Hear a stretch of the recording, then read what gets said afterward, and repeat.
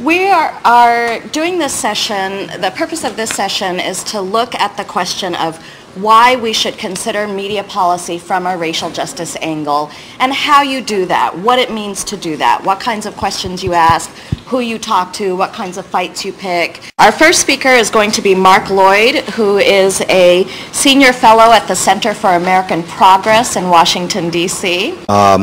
During the Clinton administration, largely because of Congress, who was then very concerned about affirmative action and believed that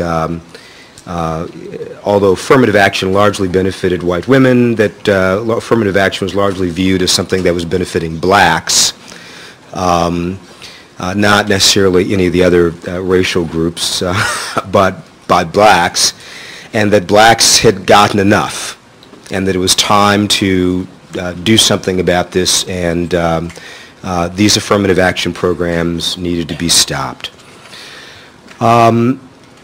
We have not made much improvement since we've begun to pull back from those things in the mid-1990s.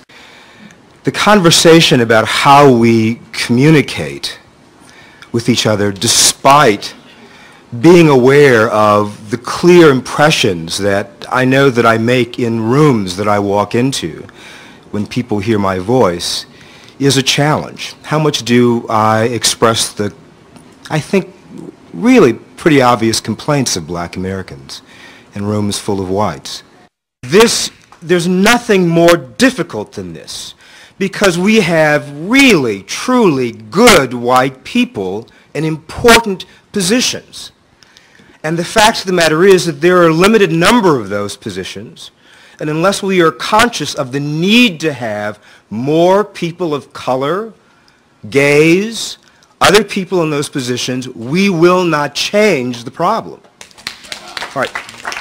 But we're in a position where you have to say who is going to step down so someone else can have power.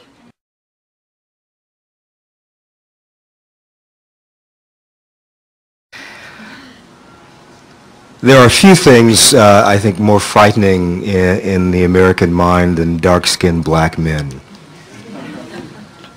Here I am. Is the Center for American Progress saying that the Fairness Doctrine isn't necessary or important? What we're really saying is that the Fairness Doctrine is not enough, and that having a sort of overarching rule that says broadcasters ought to be fair, ought to provide the issues important to communities, and that they ought to do it in a fair and balanced way, is simply enough, unless you put some teeth into that and put some hard structural rules in place that are going to result in fairness.